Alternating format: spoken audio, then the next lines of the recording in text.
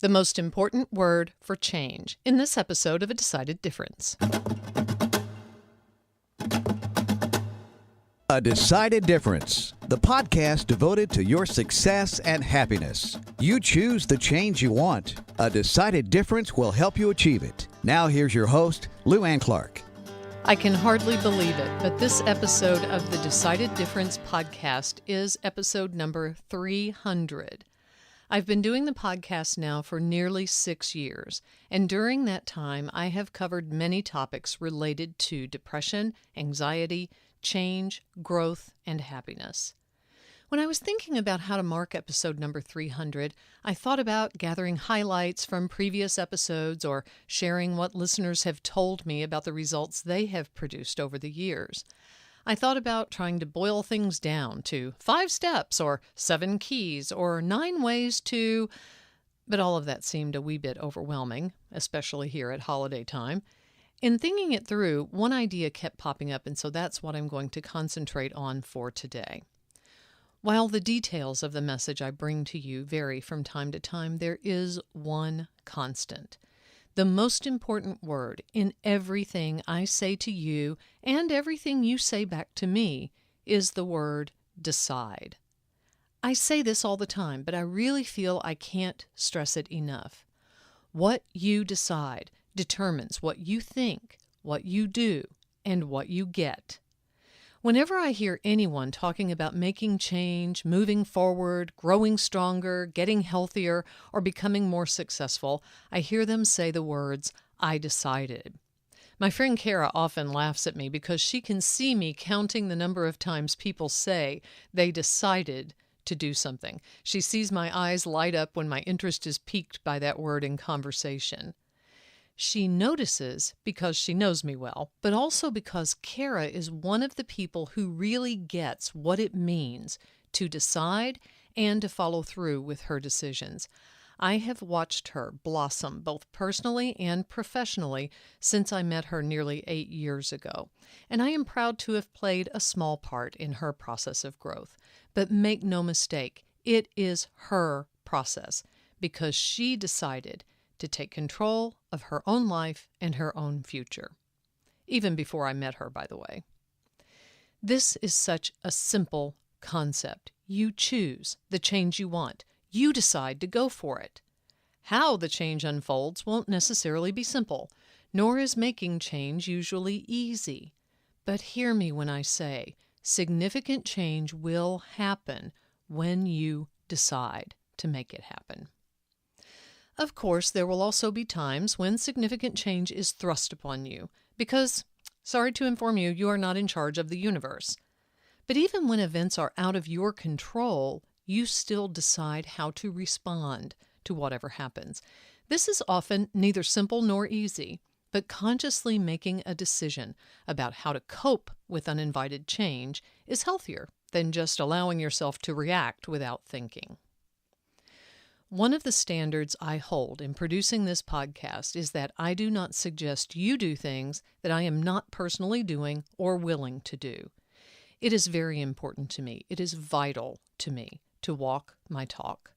So I understand both the benefits and the challenges of living in a consciously chosen way. I understand how it feels to make a decision and carry out that decision and live with the results, whether they are the results you wanted or results you definitely did not want.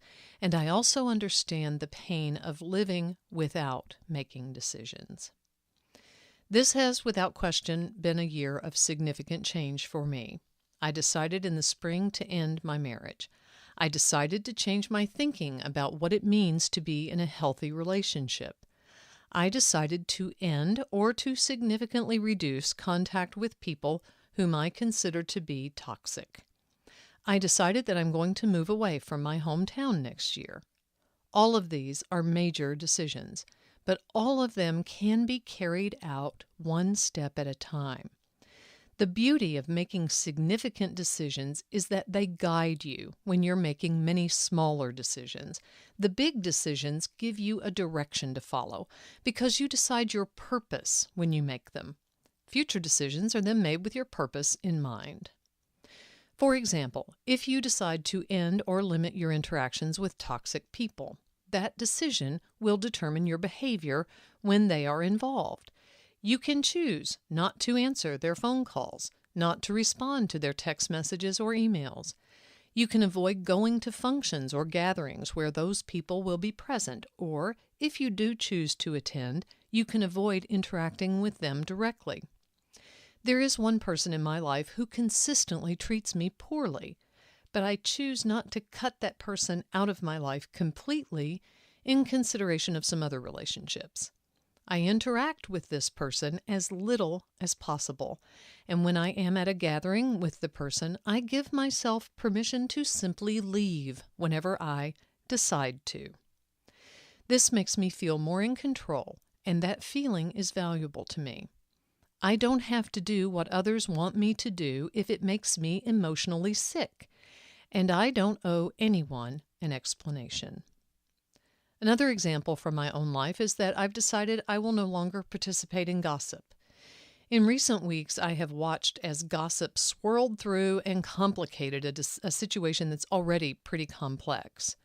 I have witnessed certain events, and then I've heard others give the version of the story they heard, often with inaccuracies and/or embellishments.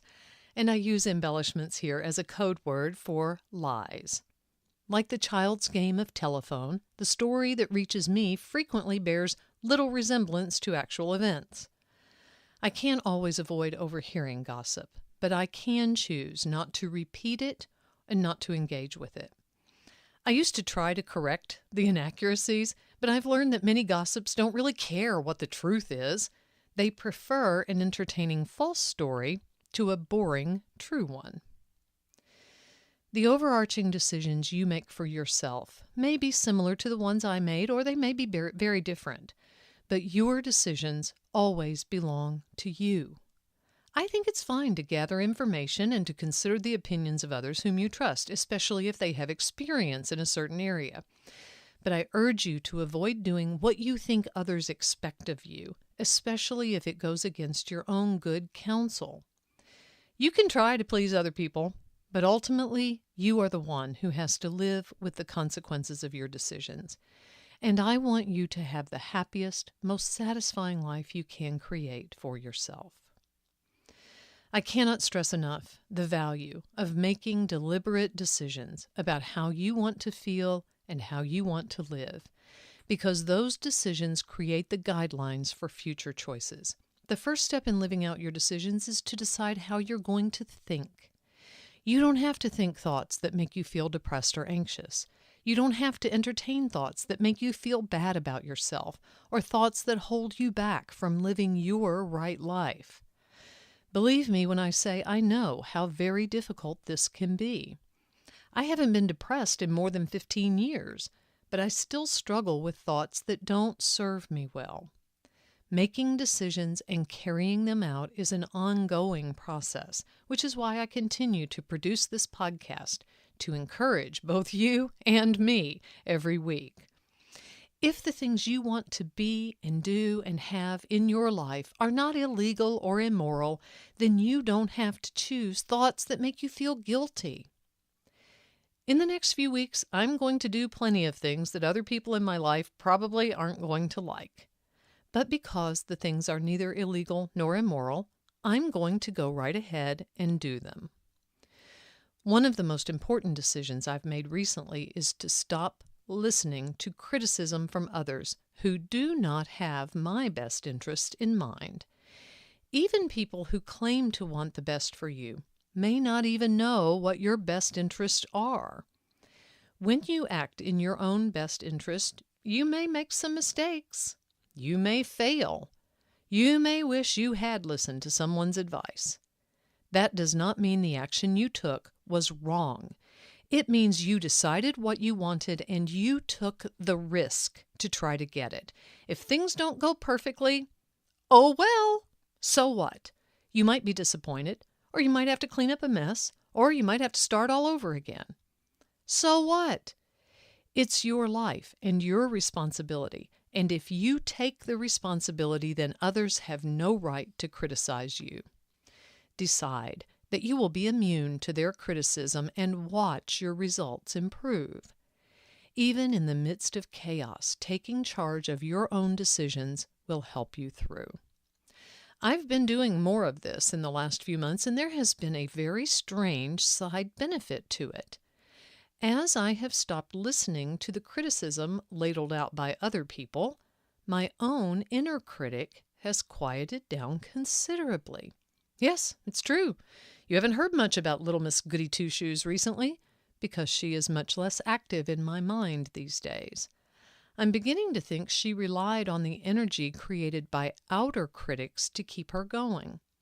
Since I decided to stop accepting and internalizing external criticism, my internal critic has grown weaker. Let me hasten to say that this does not mean I never ask for or consider feedback from others. I've just decided to shut off access to people who always need to make me be wrong so they can be right. I am now curating the information that I accept, but that doesn't mean I ignore negative feedback altogether. If someone whose judgment I trust cautions me about something, I will pay attention. But if someone who needs to make me be wrong criticizes me, I'm walking away. My heart and my mind belong to me, and I take full responsibility for them, even if it means ignoring the input of people who think I should listen to them. I respectfully don't care what they think anymore. When I named this endeavor A Decided Difference, I believed that making big decisions and allowing them to guide your choices was very important. Nearly 6 years later, I believe it even more than ever before. Next spring, it will be 16 years since I decided I wasn't going to be depressed anymore and that I was going to recover without the help of psychoactive drugs. Without any doubt, that has been the best decision I ever made. It guides my choices to this very day, and I am certain it will guide my choices until the day I die.